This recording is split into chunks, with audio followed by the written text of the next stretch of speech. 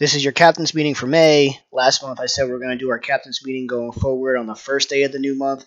Captain's meetings for short events will still be the night before because you can't do a captain's meeting the day of a 24-hour event. That doesn't make any sense. However, for a month-long tournament, captain's meetings are really just about showing face. So there's no issues doing them the first day. And the main reason we're doing it the first day is so we can recap the previous month's results and payouts. So before we started, first thing I want to do is thank Jimmy Smith at SandyDrifters.com. Use Kayak15 for 15% off your order. He also gives out 2 free sets of Sandy Drifters to the first 2 non-cashing individuals in every month-long tournament, every open month-long tournament.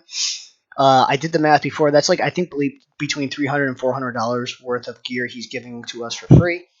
Go to catfishclothing.com. Use code kayak20 to receive 20% off your order for already non-discounted items. There is a team of us who are pushing Catfish Clothing. It means a lot to us to show our worth if you can use the code kayak20 because a lot of us are smaller in the scene and we need to be able to prove our worth to stay on board. So using our codes helps us a bunch. Moving over, Jackson Kayak, in my opinion, some of the best kayaks out there for kayak catfishing. I'm on their regional fishing team. You can see me essentially walking up and down my U-pick like a boat. It's one of the most stable kayaks out there. Phytech cast nets, I'm on their pro staff team. I use them exclusively except for when I'm throwing a net somewhere I've never thrown before. Then I use my cheapo crappy net because I like my Phytech cast nets too much. Never Lost Anchors. Daniel Rimmer is an awesome guy. He has hooked a bunch of us anglers, kayak anglers, up in the scene with 7.5 pound anchors. If his 7.5 pound anchor doesn't hold you, you probably shouldn't be fishing in it.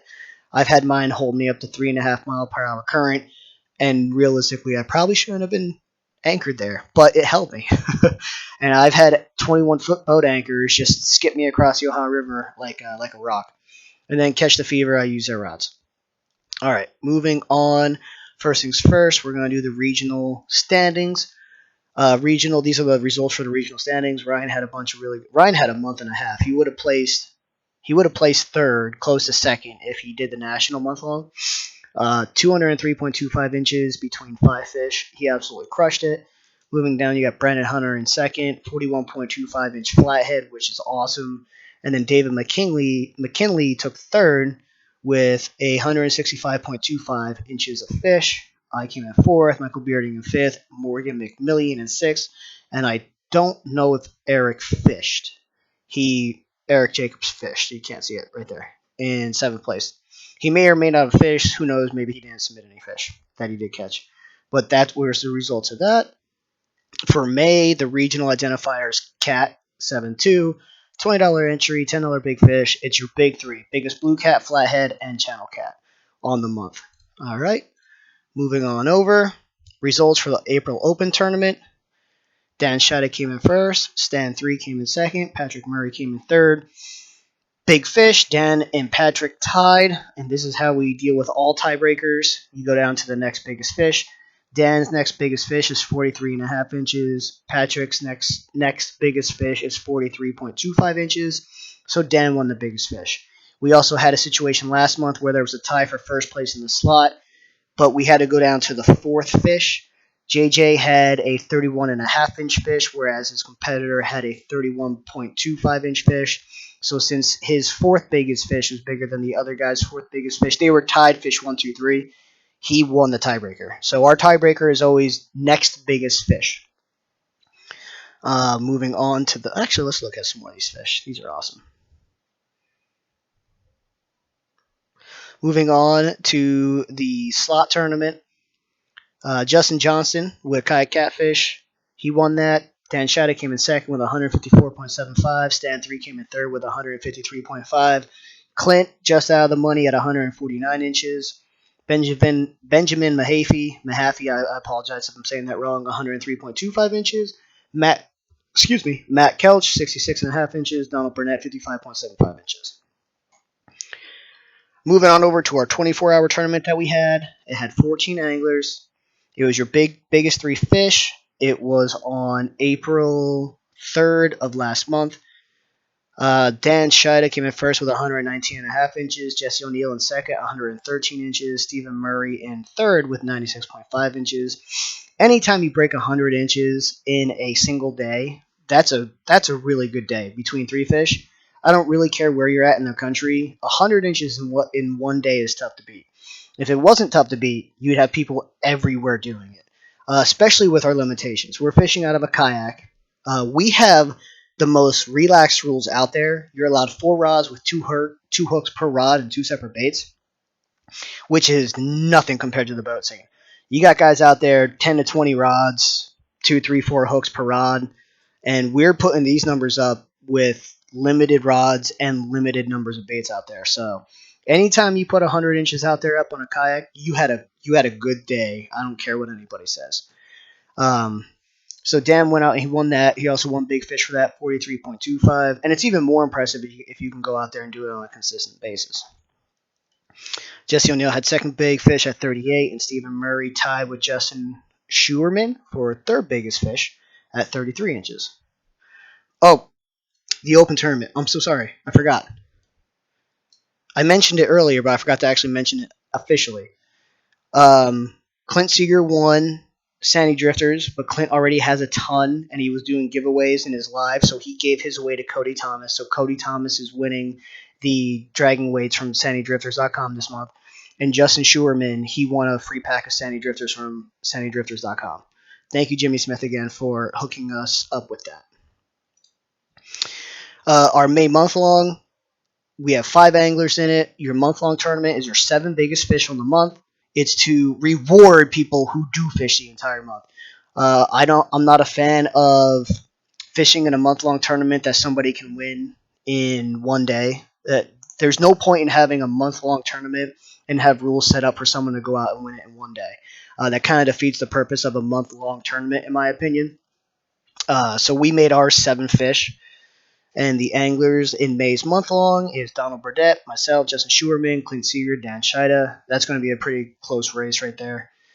Let's see here. Well, I mean, especially 2nd through 5. Dan's just tough. Let's just face it. He's the best in the business right now.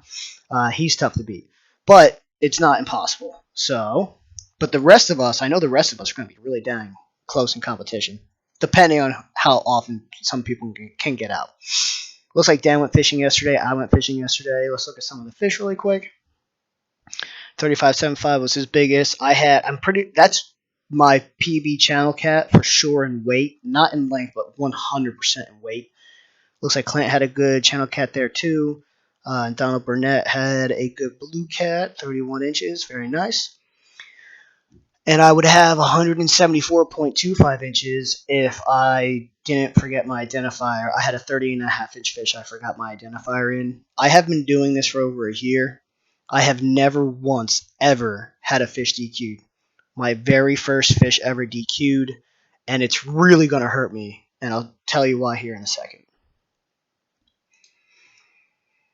Slot tournament, 5 anglers. Those anglers are same as the previous tournament, except add Travis England and remove Justin Schuerman. Now, I will tell you why this is really going to hurt me in the slot. I will not be fishing much this month. I might be fishing 4 times tops, I think. I think I'm going once a weekend for the rest of this month.